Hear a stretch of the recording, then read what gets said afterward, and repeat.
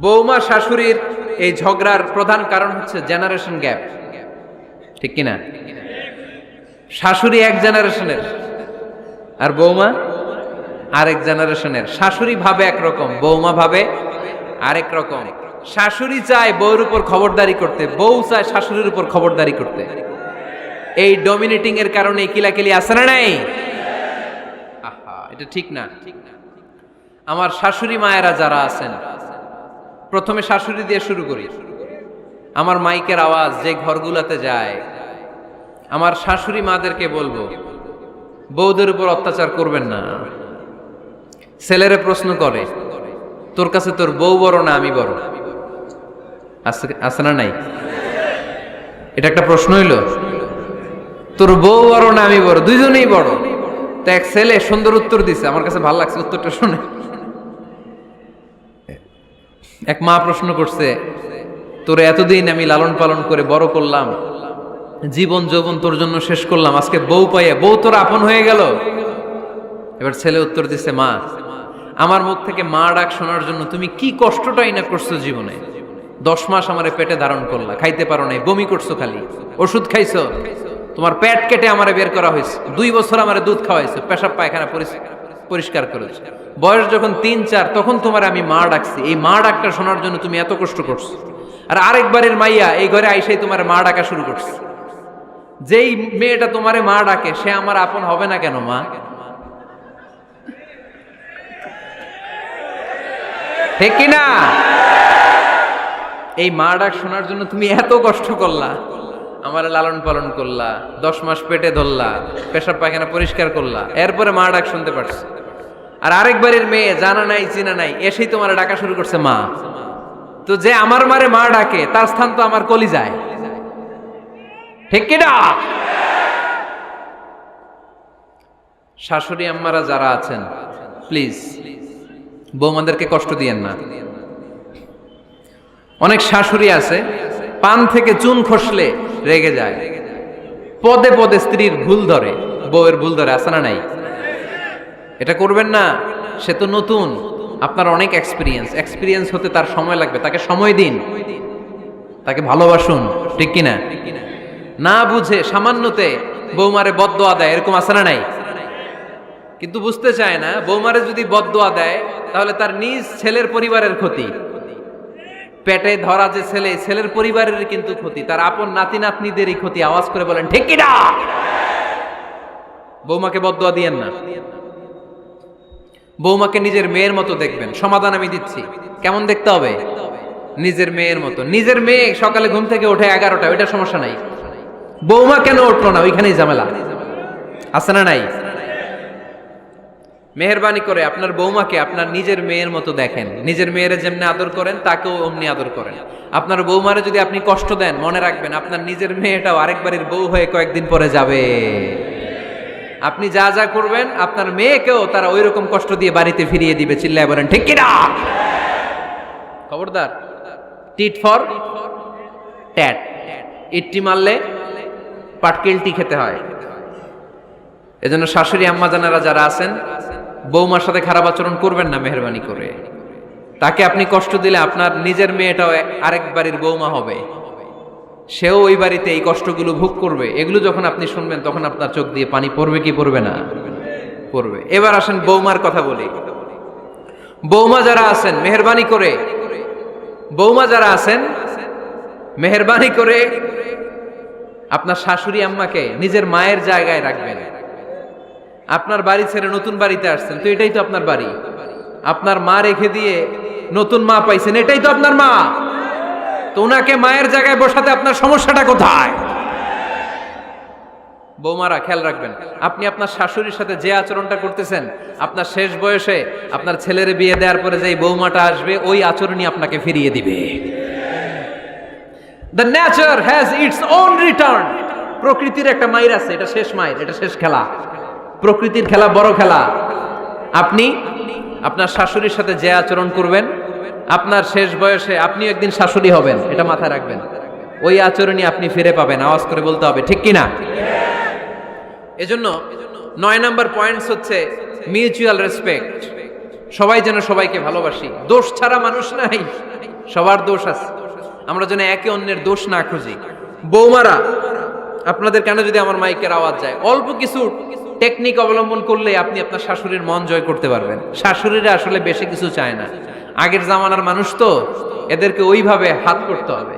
মাঝে মাঝে একটু শাশুড়ির মাথায় তেল দিয়ে দেন, চুলে তেল দিয়ে দিবেন আর কি, মাঝে মাঝে চুল আশ্রে দিবেন, এগুলো কিন্তু খুব পছন্দ করে শাশুড়িরা।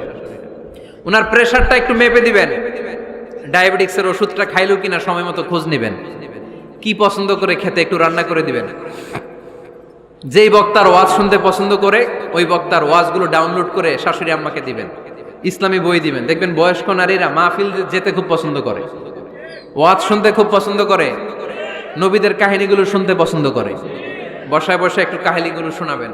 বাইরে বেরোলে জিজ্ঞেস করেন, আম্মা আপনার কিছু লাগবে কিনা। আর একটা টিপস আছে, চুল যখন আশ্রাবেন আর শাশুড়ির মাথায় যখন তেল দিয়ে দিবেন, তখন অতীতের কথা জিজ্ঞেস করেন। দেখবেন অতীতের স্মৃতিতে হারিয়ে গিয়েছে আপনার শাশুড়ি। কি জিজ্ঞেস করবেন জানেন? জিজ্ঞেস করবেন, আম্মা জান, মুক্তিযুদ্ধের সময় আপনার বয়স কত ছিল? ওই সময় মুক্তিযুদ্ধের সময় আপনাদের এলাকায় কি কি হয়েছিল মা? আরেকটা প্রশ্ন করবেন, মা বিয়ের সময় আপনি কেমন ছিলেন? ওই দিন দেখবেন বুড়ি আর বুড়ি নাই, জুয়ান হয়ে গেছে। ওই দিন বলবে, মা আমি অনেক সুন্দরী ছিলাম, আমার মাথায় অনেক চুল ছিল, আজকে নাই। আমগো গ্রামে আমার চাইতে সুন্দরী মাইয়া ছিল না। অতীতের স্মৃতিতে, স্মৃতি হাতরাতে হাতরাতে তিনি হারিয়ে যাবেন। জিজ্ঞেস করবেন যে, মা শীতকালে আপনাদের দেশে কি পিঠা বানাতেন আপনি যখন ছোট ছিলেন, আপনার বাপ চাচারা কি করতো? এগুলো জিজ্ঞেস করলে উনি স্মৃতির পাতা হাতরাতে হাতরাতে চোখ দিয়ে দাঁড় দাঁড় করে ওনার পানি ঝরতে শুরু করবে। আপনার জায়গায়, ওনার হৃদয়ের মনি কোঠায় এমন জায়গায় পৌঁছবে, আপনার ছাড়া উনি কিছুই বুঝবে না। বৌমারা, এই অল্প কিছু টিপস অবলম্বন করে আপনারা আপনাদের শাশুড়ির মনকে জয় করতে পারেন। শাশুড়ি বৌমার দ্বন্দ্ব আমরা চাই না। আমরা চাই শাশুড়ি বৌমাকে নিজের মেয়ের মতো জানো, আর বৌমার শাশুড়িকে আপন মায়ের মতো ভালোবাসুক, ঠিক কিনা? এই মিউচুয়াল রেসপেক্টই পারে শাশুড়ি বৌমার দ্বন্দ্বকে দূর করতে, আর ঘরটারে শান্তির টুকরা বানাতে। আওয়াজ করে বলেন ঠিক কিনা? কয়টা গেল? আর আছে কয়টা? দোয়া করবেন একে অপরের জন্য। দোয়া, সাইয়েদনা ইব্রাহিম ফ্যামিলির জন্য দোয়া করতেন, রব্বি জাআলনি মুকিমাস সালাতি ওয়া মিন যুররিয়াতি রব্বানা ওয়া তাকাব্বাল দুআ। ও আল্লাহ, আপনি আমার নামাজ কায়েমকারী বানান, আমার কলিজার টুকরা সন্তান ইসমাইলকেও নামাজ কায়েমকারী বানান, আমার দোয়াটা আপনার দরবারে আপনি কবুল করে নেন। সুবহানাল্লাহ পড়েন। রব্বানা ইন্নী আসকানতু মিন যুররিয়াতি বিওয়াদিন গায়রি যী যারইন ইনদা বাইতিকাল মুহাররাম। ও আল্লাহ, আমার সন্তান সন্ততি, আমার ফ্যামিলিকে ধুধু মরুপ্রান্তর এই উপত্যকার মধ্যে তোমার কাবা ঘরের সামনে রেখে গেলাম, তাদেরকে তুমি নামাজ কায়েমকারী বানিয়ে দিও। গোটা বিশ্বের সব মানুষের অন্তর আমার ফ্যামিলির দিকে আল্লাহ তুমি ঝুঁকিয়ে দিও। ওয়ারযুকহুম মিনাস সামারাত, ফলমূল দিয়ে আল্লাহ তুমি তাদেরকে রিজিকের ব্যবস্থা করে দিও। তার মানে সব নবীরা তাদের পরিবারের সদস্যদের জন্য দোয়া করতেন কি করতেন না? আবার কোরআন আমাদেরকে শিখালো, রব্বানা হাব লানা মিন আজওয়াজিনা ওয়া মিন যুররিয়াতিনা কুররাতা আ'য়ুন ওয়াজআলনা লিল মুত্তাকিনা ইমামা। ও আল্লাহ, এমন নেককার সন্তান, এমন নেককার স্ত্রী আপনি আমাকে দান করেন যাদের দিকে তাকালে আমার চোখ দুইটা ঠান্ডা হয়ে যায়। চক্ষু শীতলকারী স্ত্রী দেন। বিয়ে যাদের হয় নাই, ইয়াং ছেলেরা এই দোয়াটা করবা। বিয়ের জন্য দোয়ার দরকার আছে না নাই? প্রতিদিন এই দোয়া করবা, আল্লাহ এমন স্ত্রী দেন, এমন জীবন সঙ্গিনী আপনি আমাকে দেন, এমন লাইফ পার্টনার দেন যার দিকে তাকালে আমার চোখ জুড়িয়ে যায়। এমন সন্তান আল্লাহ আপনি আমার ফ্যামিলিতে দেন যাদের দিকে তাকালে আমার চোখ দুইটা ঠান্ডা হয়ে যায়। নেককার সন্তান, নেককার স্ত্রী আল্লাহর কাছে দোয়া করে চেয়ে নিতে হয়। তাহলে ফ্যামিলি মেম্বার একে অপরের জন্য দোয়ার দরকার আছে না নাই? বাবা দোয়া করবে ছেলের জন্য, ছেলে করবে বাবার জন্য, মা দোয়া করবে মেয়ের জন্য, মেয়ে করবে মায়ের জন্য, ভাই করবে বোনের জন্য, বোন করবে ভাইয়ের জন্য। দোয়ার দরকার আছে না নাই? দোয়া করবেন সবাই সবার জন্য। এই যে কোরআনের বঙ্গানুবাদ পাওয়া যায় না এখন, কথা বলেন, স্মার্টফোন আছে কার কার দেখি? হ্যাঁ, কারা কারা স্মার্ট দেখি? হাজার হাজার স্মার্ট, মাশাআল্লাহ। এই স্মার্টফোনের ভেতরে আল কোরআন নামে বাংলায় কোরআনের একটা অ্যাপস পাওয়া যায়। কথা বলেন, পাওয়া যায় কি যায় না? আজকে থেকে এই অ্যাপসটা ডাউনলোড করে প্রতিদিন 1 আয়াত 2 আয়াত 3 আয়াত করে পড়া শুরু করে দেন। বাঁচতে হলে পড়তে হবে, বাঁচতে হলে জানতে হবে, ঠিক কি না?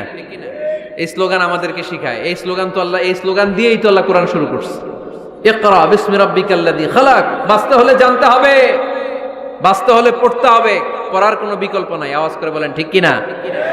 সুজানগরের রায়েরা, মোবাইলের অ্যাপসের ভিতরে আমরা কোরআন রাখতে রাজি আছি তো সবাই?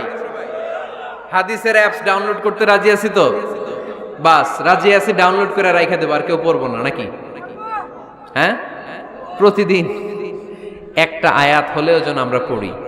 আল্লাহ যা বলা দরকার সব বলে দিয়ে গেছে, নতুন করে আর কিছু বলবে না। আমরা যেন পড়াশোনা করি, আমরা যেন একটা পাঠাগার বানাই। আবারও কখনো আসার সুযোগ হইলে আমি জিজ্ঞেস করবো, যদি আমার মনে থাকে যে আপনাদের পাঠাগার আছে কার কার ঘরে, সেদিন সবার হাত তুলতে হবে। এমনি পারা যাবে তো? আল্লাহ তুমি তৌফিক দাও।